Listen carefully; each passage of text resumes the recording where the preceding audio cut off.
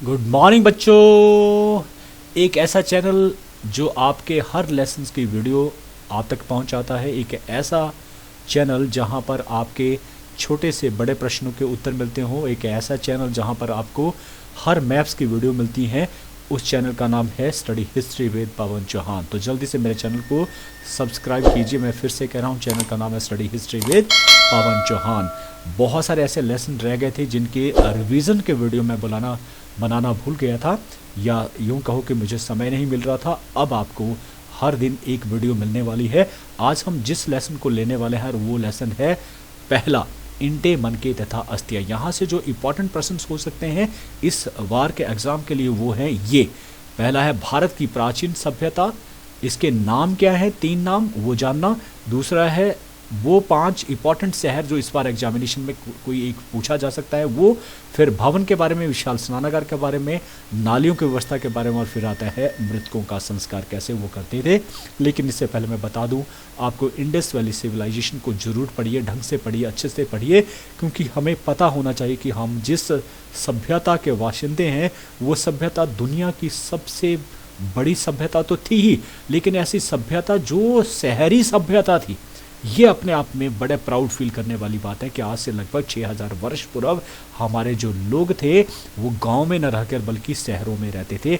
कौन कौन से शहर थे वो? हड़प्पा, मोहनजोदड़ो, लोथल, कालीबंगन, बनावली, इस तरह के शहर उस समय थे जिनको हम पढ़ेंगे। चलिए एक एक करके। सबसे पहले इस सभ्यता के 3 नाम हैं। एक है हड़प्पा सभ्यता। क्यों?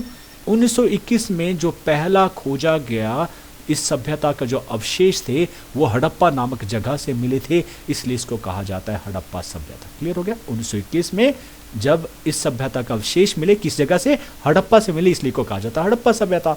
सिंधु घाटी सभ्यता क्यों कहा जाता है? क्योंकि भाई इसके अधिकतर जो प्रथम खोजे गए जगहें थी जिसमें हड़प्पा भी शामिल था या मोहनजोदड़ो शामिल था, तो ये सारे के सारे जो शहर थे वो इस सिंधु नदी, ये देखेंगे सिंधु सबसे बड़ी नदी है जो हमारे जम्मू एंड कश्मीर से होती हुई, पाकिस्तान से होती हुई चलेकर अरब सागर में गिरती है। तो इसकी जितनी भी सहायक नदियां हैं जो हिमाचल के भी है से होकर जाती हैं 3-4 नदियां, इन सभी को हम सिंधु नदी ही गिनते हैं। ठीक है, सहायक नदियां और कुल मिलाकर। तो यही इस सभ्यता के अधिकतर केंद्र जो है मिले हैं, इसलिए इसको कहा जाता है सिंधु घाटी सभ्यता। क्लियर हो गया? इस घाटी में ही मिले हैं। फिर तीसरा आता है कांस्य युग सभ्यता, क्योंकि भाई इस सभ्यता के जो लोग थे, जिस धातु का औजारों में, बर्तन बनाने में, किसी और चीज़ों को बनाने में जिस धातु का सबसे ज़्यादा इस्तेमाल करते थे वो कांस्य धातु थी, इसलिए हम कहेंगे इसको कांस्य युग सभ्यता। क्लियर हो गया जी? फिर आता है हड़प्पा। सबसे पहले हड़प्पा शहर के बारे में बात कर लेते हैं। ये पहला खोजा गया शहर था 1921 ईस्वी में। याद रखना, 1 नंबर के प्रश्न भी ऐसे ही पूछे जा सकते हैं आपके। किसने करी थी? दयाराम साहनी। याद रखना, दयाराम साहनी 1921। कहाँ ये पड़ता है? ये पाकिस्तान में पड़ता है। पाकिस्तान का पंजाब। याद रखना, भारत का भी पंजाब है, भारत का भी अपना पंजाब राज्य है, और पाकिस्तान का जब 47 में आज़ाद हुआ तो पंजाब 2 हिस्सों में बंट गया था। जो पूर्वी हिस्सा था वो भारत के हिस्से में आ गया और पश्चिम जो है वो पाकिस्तान का। तो जो पंजाब पाकिस्तान है उसका पंजाब जो जिला है, राज्य है, उसका जिला है मोंटीगुमरी, वहाँ पर पड़ता है। और रावी नदी, याद रखना, रावी नदी जो है हिमाचल के चंबा से निकलती है, बड़ा बंगाल से। तो ये रावी नदी के देखेंगे आप, ये है रावी नदी, ये जाती है इधर और जाकर ये पड़ जाती है किस नदी में? जाकर ये सिंध नदी में जो है वो चले जाती है। ठीक है, वैसे ये यहाँ अगर करें तो सतलुज नदी के सहायक नदी है, उसमें जाके शामिल हो जाती है, और बाद में ये एक कौन सी नदी है? सिंधु नदी है, उसमें जाकर ये मिल जाती है। तो इस प्रकार से ये है यहाँ पर हड़प्पा। देखिए रावी नदी के किनारे हड़प्पा यहाँ पर स्थित है। तो ये हड़प्पा के बारे में। फिर इसकी विशेषता और क्या क्या है कि एक तो विशाल ये नगर था, सबसे विशाल नगर जो है किस संस्कृति का?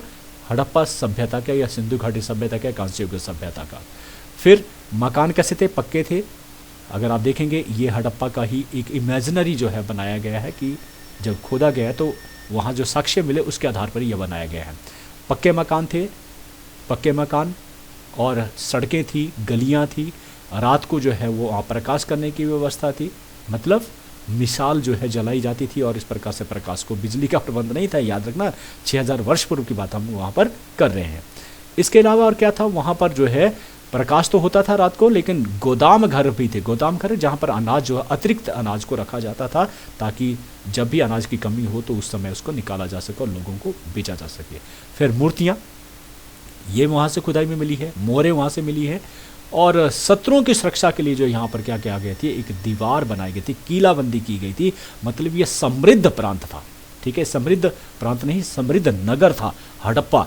लोगों को इसको बचाने के लिए जो है, लुटेरों से बचाने के लिए क्या बनाई गई थी, दीवार बनाई गई थी, किलाबंदी की गई थी। तो हमें प्राउड फील होना चाहिए कि हमारा जो आज से 6000 वर्ष पूर्व जो हमारे पूर्वज थे वो कैसे थे, बहुत समृद्ध थे और शहरों में रहने वाले थे। क्लियर हो गया। तो एक नगरीय व्यवस्था उस समय थी।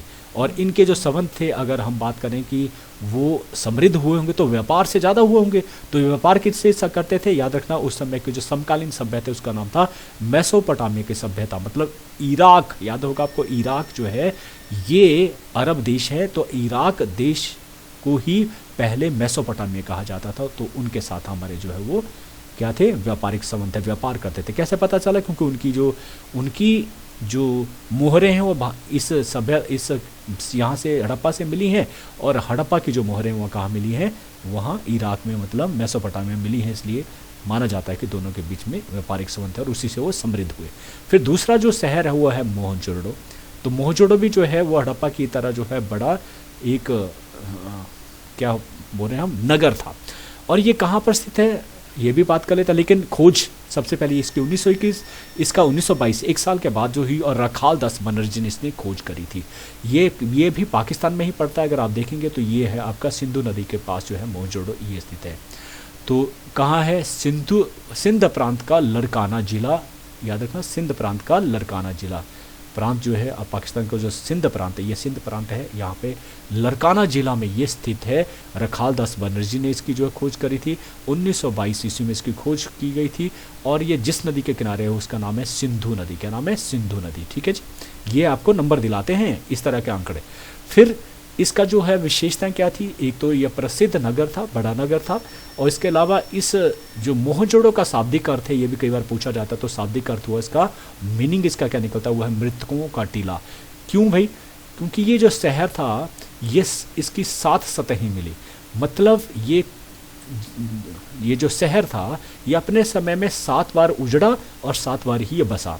हो सकता है प्राकृतिक प्रकोप के कारण, हो सकता है वहाँ पर जो है भूस्खलन हुआ होगा, हो सकता है वहाँ पर जो है वो बाढ़ आई होगी, क्योंकि सिंधु नदी के ये सिंध नदी के किनारे पर स्थित था। तो जो सिंधु नदी से जो है जब इसको ख़त्म हो गया, शहर जो है उजड़ गया, तो क्या हुआ, फिर से लोगों ने वहाँ पर बसाया। तो इस प्रकार से लोगों के जो ये बसने के जो है 7 बार जो है इसकी परतें मिली है। तो जब यहाँ पर तबाही हुई होगी तो लोग भी मरे होंगे, तो इसलिए जो है इसको कहा जाता है मृतकों का टीला। और ये 125 हेक्टेयर में फैला हुआ था मोहनजोदड़ो। चलिए अगला बात कर लेते हैं, वो तीसरा कालीबंगा। ये भारतवर्ष में जो है पहला नगर हम बात कर रहे हैं, कालीबंगा। काले रंग की चूड़ियाँ, बंगा होता है बंग, काली मतलब काले रंग की बंग। अरे देखिए, ये तांबे की चूड़ियाँ बनी थी, तांबे, याद रखना, इसका मतलब जो दूसरी धातु वो बनाना सीखे थे वो तांबे के बाद क्या था, तांबर जो है वो तांबा, कांसा हमने कहा था आपको, कांस्य युग सभ्यता। तो जिस धातु का इस्तेमाल करते थे वो तांबर था चूड़ियाँ बनाने के लिए, क्योंकि दबने के कारण इसकी जो है काले रंग या काला रंग पड़ गया था, इसलिए इसको कहा जाता है काले रंग या कालीबंगा, काले रंग की चूड़ियों के कारण। ठीक है, इसका नाम पड़ा, तो पूछा जा सकता है 2 नंबर का क्वेश्चन, तो इसलिए आपने याद रखना। अब आता है ये जो जिला है कहाँ स्थित है, राजस्थान के गंगानगर में स्थित है। कालीबंगा कहाँ पे है, राजस्थान के गंगानगर जिले में स्थित है। और इसे कालीबंगा एक छोटा सा नगर था, लेकिन यहाँ दुर्ग भी मिला है। दुर्ग मतलब किलाबंदी इसकी की गई थी। छोटा नगर इधर भी था, लेकिन 4000 ईसा पूर्व में इसे बसाया गया था। याद रखना, 4000 ईसा पूर्व में इसे प्राचीन माना जा सकता है कि सबसे प्राचीन कालीबंगा जो है वो प्राचीन नगर रहा। 4000 ईसा पूर्व मतलब आज देखिए 2400 हो गया ईस्वी, और ये ईसा पूर्व 24 मिला के जो है कितना बन जाता है, ये लगभग 6400 ईसा पूर्व पहले जो है ये शहर बसाया गया था। 1953 ईस्वी में इसकी खोज की गई, किसके द्वारा, अमलानंद घोष के द्वारा इसकी खोज की गई थी। क्लियर हो गया। फिर अगला आता है वो है लोथल। लोथल की जो खोज वो है 1955 ईस्वी में की गई, SR राव, और इसको बसाया गया था लगभग 2400 ईसा पूर्व, मतलब आज से लगभग 4800 ईसा पूर्व, मतलब ये पुराना है और उसके बाद का शहर बसा हुआ है। लोथल की बात करें, लेकिन ये जो लोथल था इसकी सबसे बड़ी विशेषता कि यहाँ से गोदी मिली है। गोदी का मतलब बंदरगाह, एक ऐसा शहर जहाँ पर किश्तियों के द्वारा जो है, जहाज जो के द्वारा जो है व्यापार दूसरे देशों के साथ होता था, मेसोपोटामिया सभ्यता के साथ, ठीक है, या पश्चिमी देशों के साथ, या फिर उत्तरी अफ्रीका के साथ, ठीक है। अब ये जो है कहाँ पर स्थित है? अहमदाबाद, गुजरात, मतलब कहीं ना समुद्र किनारे होगा ना, तो गुजरात में अहमदानगर में ये स्थित था। कौन? लोथल की बात हम कर रहे हैं, लोथल से जहाँ से बंदरगाह मिली है। ये जो व्यापारिक केंद्र था, क्योंकि अगर वहाँ पर जो बंदरगाह है तो इसका मतलब वहाँ से व्यापार होता था, तो ये क्या है? व्यापारिक केंद्र था। और यहाँ से क्या क्या चीज़ों की व्यापारी किए जाते हैं? व्यापार मोती का, जवाहरात और कीमती गहने यहाँ से पश्चिम देशों से और अफ्रीका के सुदूर कोनों तक जो है भेजा जाता था। यहाँ पर मन के बनाने का भी जो है कारखाना मिला है, ये उसके लिए भी प्रसिद्ध था, मन के, जिससे याद होगा आपको माला बनती थी सुंदर, तो उसका भी जो यहाँ से साक्ष्य जो है वो मिले हैं, ठीक है। तो गोदी हो गया, एक टीला हो गया, नगर, बाजार स्थल, ये सारी चीज़ें वहाँ से प्राप्त हुई हैं। अब आता है बनावली। बनावली जो है वो हरियाणा के हिसार जिला में स्थित है, हरियाणा के हिसार जिला में स्थित है, और इसकी खोज 1973 ईस्वी में R.S. विस्ट ने की थी। ये जो नगर था ये मोहनजोदड़ो की ही तरह सुनियोजित तरीके से, अच्छे तरीके से जो बसा हुआ से नगर था, और इस नगर से जो प्राप्त हुए हैं वो क्या क्या? उपकरण, आभूषण, मूर्तियाँ, तो इसकी जो संस्कृति और हड़प्पा संस्कृति के साथ ही मिलती जुलती हैं। ये हो गया हमारे शहरों के बारे में। अब बात कर लेते हैं भवन के बारे में। ये एग्जामिनेशन पॉइंट ऑफ व्यू से बहुत इंपॉर्टेंट है, मैंने केवल उन्हीं को ही लिया है। भवन के बारे में प्रश्न पूछा जा सकता है, इसके बारे में चर्चा पहले से हो रही है कि जो भवन कैसे थे वो योजनाबद्ध तरीके से बनाए। जो आपके निर्माण था, सबसे पहले जो शहर बसा था वो योजनाबद्ध तरीके से बसे हुए थे, और जो भवन थे उनको बनाने का तरीका क्या था कि चबूतरे पर बनते थे, और चबूतरा जो है अधिकतर या तो उसमें पत्थर होते थे या फिर पक्की ईंटें होती थी। पक्की ईंटों से जो ऊपर वाला हिस्सा और नीचे जो है आपने देखा होगा ज़्यादातर अधिकतर जो है नींव में पत्थरों को फेंका जाता था। ये व्यवस्थाएं हम हड़प्पा सभ्यता से ही सीखे हैं, आज भी इसी तरह से बनाए जाते हैं। गहरी नींव होती थी, घर जो है खुले और हवादार होते थे। खुले मतलब अंदर की तरफ खुला होता था, बाहर की तरफ, जैसे अंदर की तरफ जो है क्या होगा? आंगन होगा, और उसके चारों तरफ जो है वो कमरे बने होंगे, जैसे चौकी कहा जाता है ना, चौकी कहा जाता है, हमारे हिमाचल में भी इसी प्रकार के बनाए जाते थे, वैसे ही उस समय बनाए जाते थे। क्यों? ताकि जो है घर के जो लोग हैं सुरक्षित भी हों, खासतौर पर महिलाओं को जो है वो ध्यान में रखकर ये चीज़ें की जाती थी। तो घरों में एकांत में विशेष ध्यान, एकांत व्यवस्था का जो है अधिक ध्यान दिया जाता था। खिड़कियों की जगह जो है रोशनदान, देखेंगे आप रोशनदान है, खिड़कियां नहीं, ताकि लोग झांके ना अंदर की तरफ, उससे बचने के लिए केवल रोशनदान थे। और जो दरवाजे होते थे उसमें एक ही मेन दरवाज़ा बाहर की तरफ होता है, बाकी जो है अंदर की तरफ जो है वो होता था, ठीक है। इसके अलावा अधिकांश जो घरों में क्या होते थे, चाहे शौचालय, देखिए 6000 वर्ष पूर्व जो है शौचालय भी घरों में ही होता था, अंदर सुरक्षा के हिसाब से घरों में ही कुआं होता था, रसोई घर भी होता था, स्नानागार भी होता था। और अगर कुओं की बात उठती है तो मोहनजोदड़ो जो दूसरा बड़ा शहर है वहाँ से 700 कुओं के साक्ष्य प्राप्त हुए हैं। एक नंबर का प्रश्न आपसे पूछा जा सकता है। फिर आता है विशाल स्नानागार। देखिए मोहनजोदड़ो से दूसरा जो बड़ी सबसे इंपॉर्टेंट चीज़ मिली है वो है विशाल स्नानागार, ग्रेट बात। इसके बारे में प्रश्न बहुत पूछा जाता है। तो ये किस शहर से मिला? ये मोहनजोदड़ो से मिला है, हड़प्पा से नहीं, मोहनजोदड़ो से मिला है। इसका जो बाहर, ये देखेंगे ग्रेट स्नान का ही सारा का सारा स्ट्रक्चर है।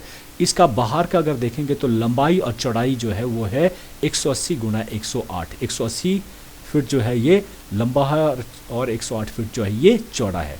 फिर इसका अंदरला भाग जो हौद है जहाँ पर पानी भरा जाता था, उसकी लंबाई चौड़ाई और ऊंचाई देखिए क्या है, 39 गुना 23 गुना 8, मतलब 39 फुट जो है वो लंबा, 23 फुट चौड़ा और 8 फुट जो है गहरा था, पानी से भरा होने वाला, ठीक है जी, जहाँ पर नहाया जाता है। और माना जाता है किसी खास अवसर के ऊपर, कोई धार्मिक उत्सव के समय यहाँ पर लोग आते थे और इकट्ठे यहाँ पर नहाते थे। क्लियर है?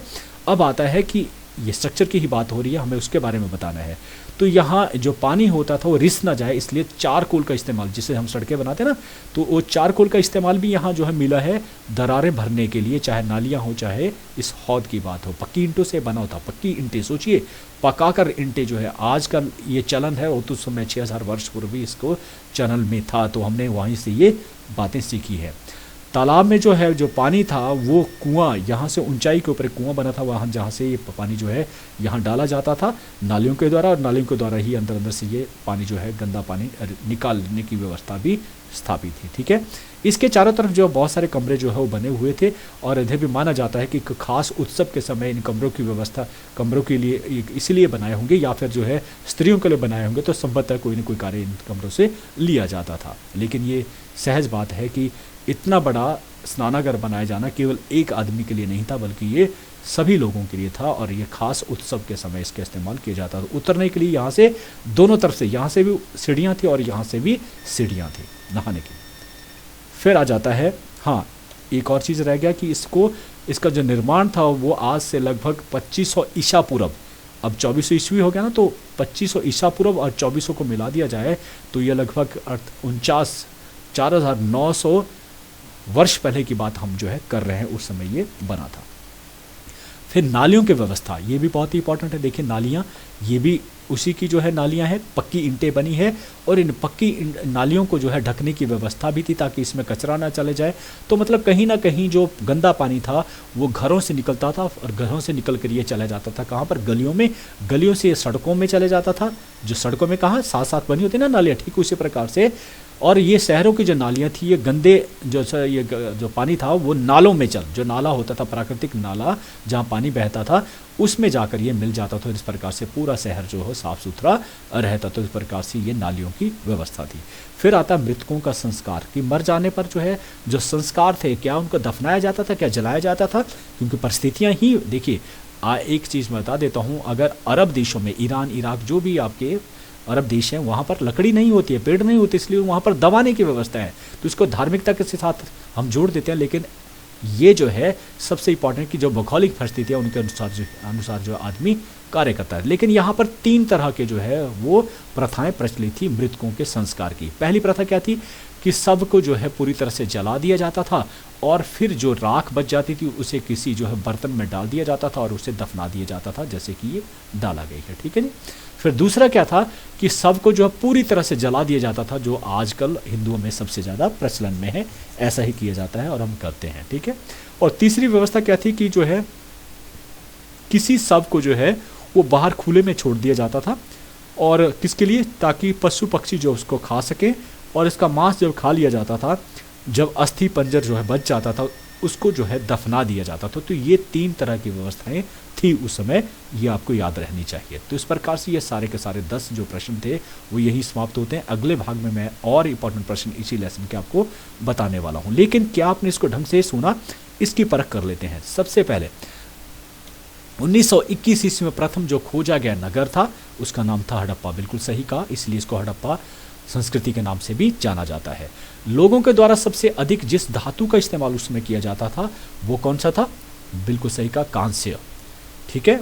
और उसके बाद हड़प्पा संस्कृति में डैश के साथ व्यापार किया जाता था। कौन से, दूसरी जो है वो सभ्यता थी, इराक का पुराना नाम याद कीजिए, मेसोपोटामिया। बिल्कुल सही कहा। और मोहनजोदड़ो जो है उसका सिंधी भाषा में शाब्दिक अर्थ किस और नाम से भी जाना जाता था, बिल्कुल सही कहा, वो है मृतकों का टीला। क्या नाम था, मृतकों का टीला। और डैश हेक्टेयर क्षेत्र में फैला हुआ था, कितने हेक्टेयर क्षेत्र में फैला हुआ था, 125 हेक्टेयर में मृतकों का टीला, और 125 हेक्टेयर में। इस नगर की जो है कितनी परतें मिली हैं भाई, जो हम बात कर रहे हैं मोहनजोदड़ो की ही, बिल्कुल सही कहा, 7 परतें जो है इसकी मिली हैं। डैश राजस्थान के गंगानगर जिले का एक प्राचीन एवं ऐतिहासिक स्थल है। डैश राजस्थान में कौन सी है, कालीबंगा, काले रंग की चूड़ियाँ, और कालीबंगा के नाम से विख्यात। इसमें मिली डैश की काले रंग की, ये किससे बनी थी, किस धातु से बनी थी, बिल्कुल सही कहा, वो था तांबे का।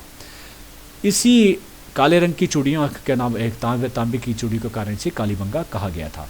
डैश को मिनी हड़प्पा के नाम से किस शहर को, अभी पढ़ा हमने, यस बिल्कुल, जहाँ से गोदी मिली उसका नाम है लोथल। लोथल को मिनी हड़प्पा के नाम से जाना जाता है। बनावली नगर जो है वो डैश भारतवर्ष का कौन सा है, बिल्कुल सही कहा, वो है हरियाणा के हिसार जिला में स्थित था या स्थित है। मोहनजोदड़ो में कुल डैश कुएं कितने शख्स है, 700, बिल्कुल कही सका, 700 कुएं वहाँ से मिले हैं सबसे अधिक।